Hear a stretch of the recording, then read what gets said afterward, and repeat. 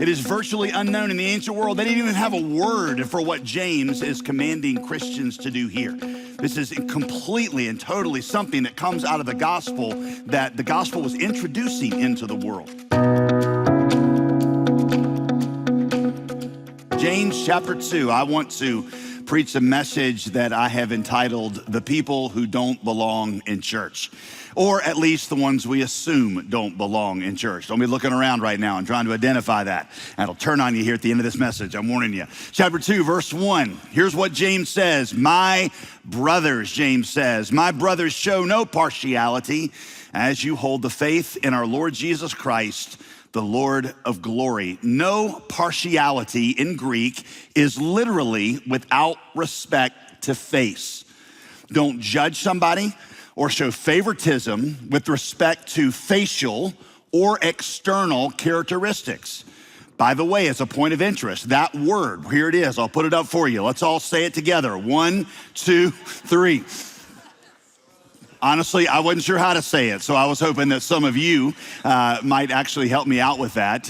It is prosopolympsai or something like that is what it says. Without favoritism. That is not found anywhere else in the Bible or anywhere else in Greek literature. In fact, as far as we can tell, James made it up. What that means is that this is a uniquely Christian concept. It is virtually unknown in the ancient world. They didn't even have a word for what James is commanding Christians to do here. This is completely and totally something that comes out of the gospel that the gospel was introducing into the world. In verse 2, James, like any good Bible teacher, tells a story to illustrate his point. He says, for if a man wearing a gold ring and fine clothing comes into your assembly, and a poor man in a shabby clothing also comes in, and if you pay attention to the one who wears the fine clothing and you say, sit here in a good place, while you say to the poor man, well, you stand over there in the back, or you sit down here on the floor at my feet, have you not then made distinctions among yourselves and become judges with evil thoughts? So here you've got a situation where a rich man comes into church and he gets ushered right to the best seats down front. And right after him, a poor man comes in and he's told to sit or stand in the back. This illustration does not fully translate to us anymore because today in most Baptist churches, the coveted seats are in the back, right? But just go with me here for a minute. The point is the church is granting status and privilege based on worldly wealth. If you do this, James asks, verse 4 again, have you not then made ungodly distinctions among yourselves and become judges with evil thoughts? The sin of partiality is categorizing people based on things that don't matter to God. Or to quote Tony Evans, it's when you make a value judgment on a person based on an unbiblical criteria. It is when you judge a book, so to speak, by its cover. Years ago, I read an article by a guy who grew up in a pretty poor community, but he'd done really, really well in school. And so he managed to get an incentive scholarship to Harvard University, or as we like to call it around here, the Campbell University of the North, okay? Well, in his first semester there, he apparently picked up some of the Harvard airs. You know, he started to speak with a Boston accent. He donned expensive Italian leather St. Laurent shoes, and he started to wear vineyard vines. He'd correct his family's grammar whenever they would talk on the phone. He even started to smoke a pipe. Well, when he came home for Christmas, his father invited him out onto the back porch and took out a big box of cigars and opened them up. And the boy was impressed because he saw the label Padron on them, which meant they were $30 a stick.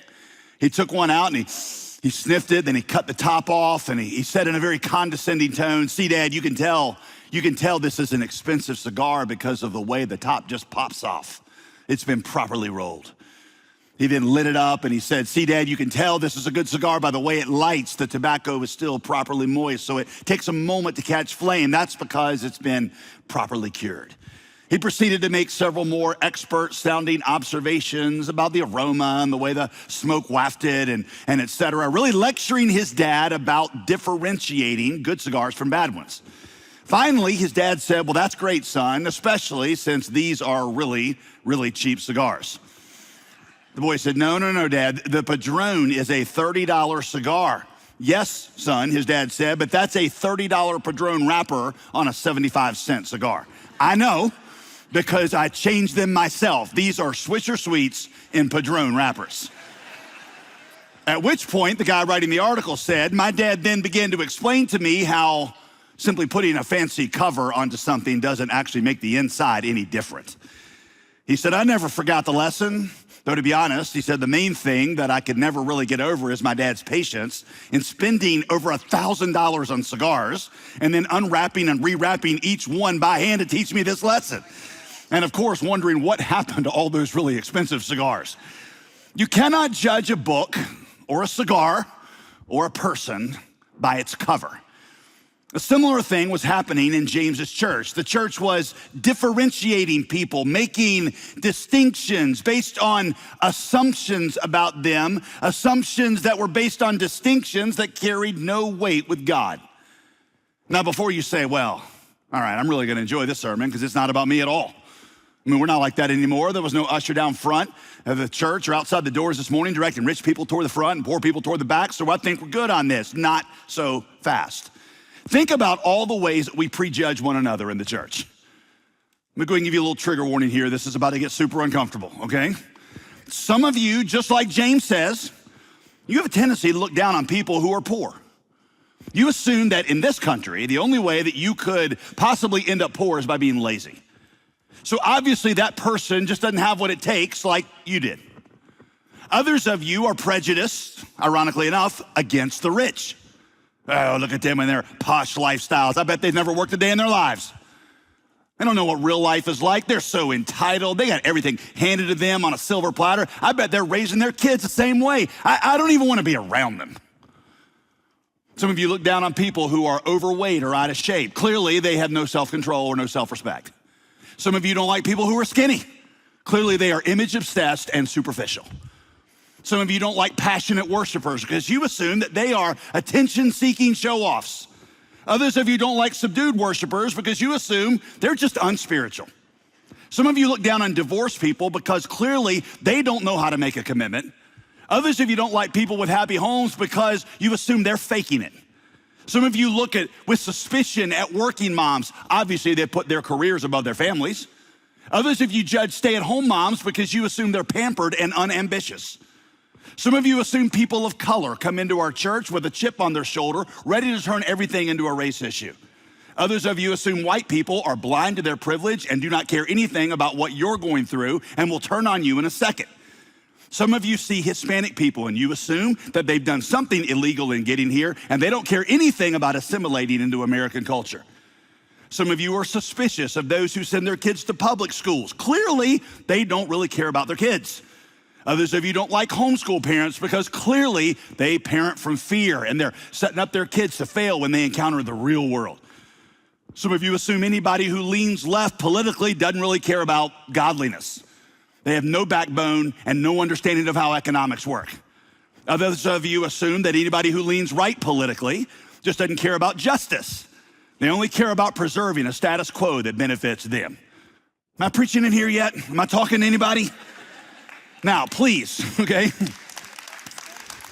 Before you send me emails telling me how unfair my characterizations are, okay, I'm just saying that there's a lot of prejudice at work in our hearts on whatever side of whatever issue you're on.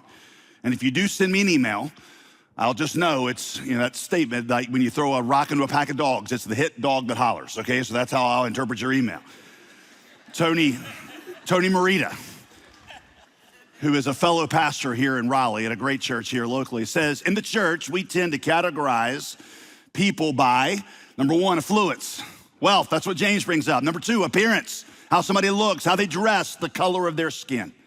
Number three, accent. You assume that somebody's accent means something about them.